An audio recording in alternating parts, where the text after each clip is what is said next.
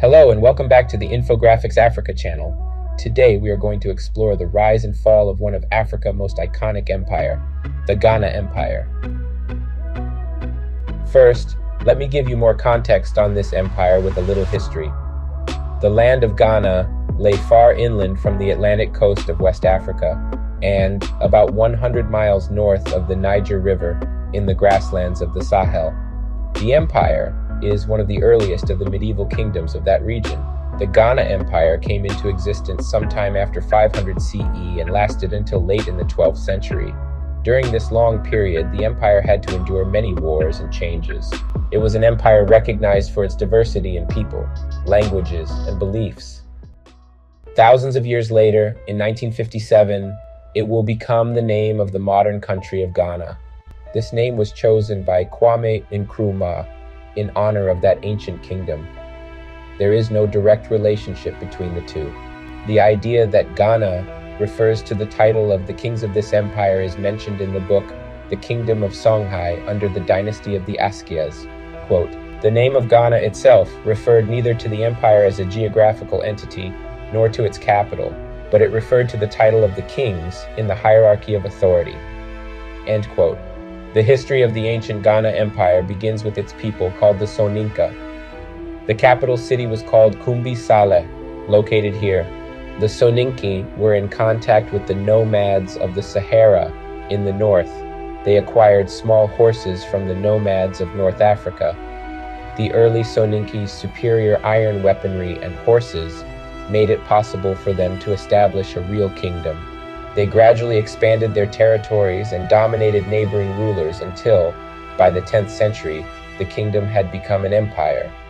Visitors from North Africa began referring to the Soninke state as Ghana, but the Soninke themselves called their ancient kingdom Wagadu.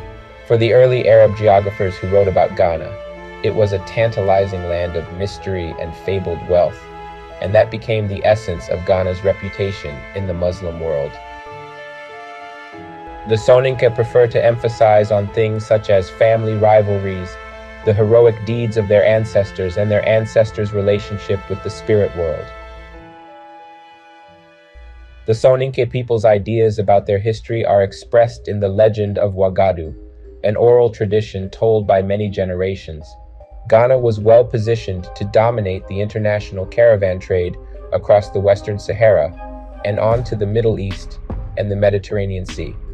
One of the most important reasons for that commercial development had been the introduction of the camel into North Africa. The camel is often referred to as the ship of the desert. Because of its unique physiological characteristics, it can survive in very arid climates. Ghana's society's advantageous location in the Sahel enabled the Soninke to function as middlemen, controlling commerce from the savanna and forest zones in the south and the Sahara in the north. The empire was divided into a number of smaller states, each with its own king or ruler who was subordinate to the king of Ghana. The sophisticated society of the Ghana Empire was characterized by a complex system of governance, social hierarchy, division of labor, and trade. The society of the Ghana Empire was also highly stratified, with a rigid social hierarchy based on birth and wealth. At the top of the hierarchy were the king and his court, followed by the aristocracy and wealthy merchants. Social mobility was limited. The Ghana Empire also had a complex system of division of labor, with different professions and trades being assigned to different groups of people. Farmers cultivated crops such as millet, sorghum, and beans, which were the basis of the empire's food supply. The mining of gold was an important industry, with the methods and techniques for finding and extracting gold being closely guarded secrets. Handicrafts such as weaving, pottery, and blacksmithing were also important industries, as was long-distance trade. The Ghana Empire was renowned for its wealth and prosperity, which was derived from its control over the trans-Saharan trade routes and its control of the gold mines in West Africa. In addition to gold, the empire also traded in salt, ivory, and this brought significant wealth to its rulers. During the period of Ghana's greatest power in the late 10th and early 11th centuries, one of the most important commercial cities under its control was Ouagadougou, about 125 miles northwest of Kumbi Saleh. An important king in the history of Wagadu is Diabe Sise. Not much is known in terms of specific information about the important kings of the Ghana Empire, as little was written at the time, and the civilization did not have a form of writing as we know it. Much of what we know depends on oral histories and the medieval writings of Arab traders. Many of the names of the Ghana rulers are unknown, and only a few of their deeds have passed into recorded history. Diaby Sisi, for example, was a legendary figure in West African history. He played a pivotal role in the founding of the ancient Ghana Empire. According to the legends, Diaby Sisi was the younger son of Dinga, the founder of the empire. One of the few kings of Ghana whose name is known is Tenkamenin, who was said to have reigned during the time of the empire's peak. Tenkamenin is remembered as one of the most powerful and wealthy kings of the Ghana Empire. According to oral tradition, he was renowned for his wealth, wisdom, and military might. Under his reign, the empire reached its height of power and influence in West Africa. Oral tradition also suggests that Tenkamenin was a skilled military strategist and expanded the empire's territory through successful conquests of neighboring lands.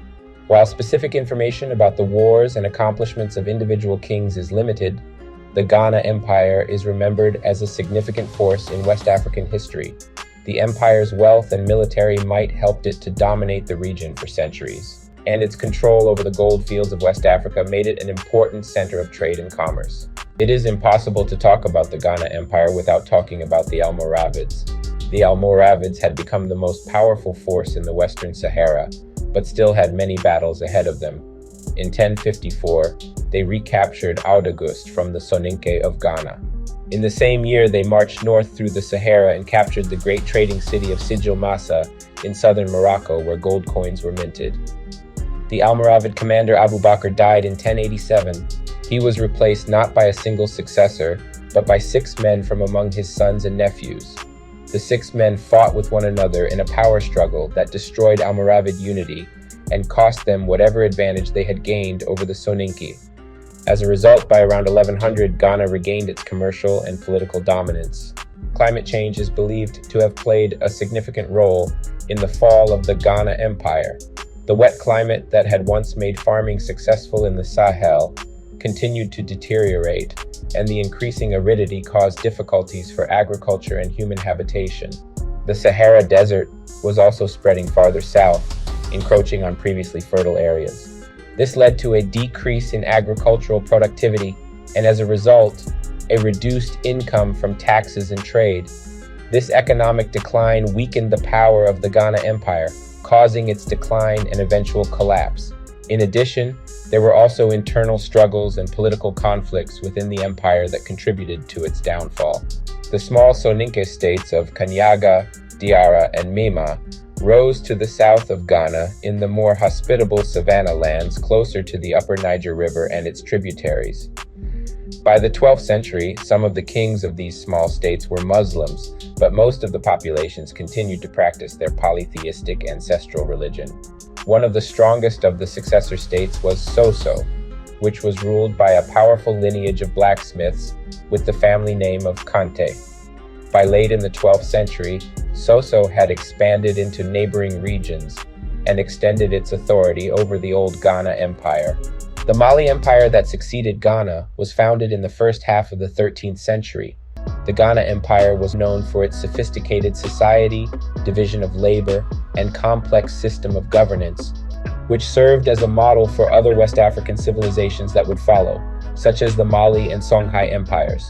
I hope you enjoyed learning about this fascinating civilization. Like and subscribe to the channel for more exciting content on African history.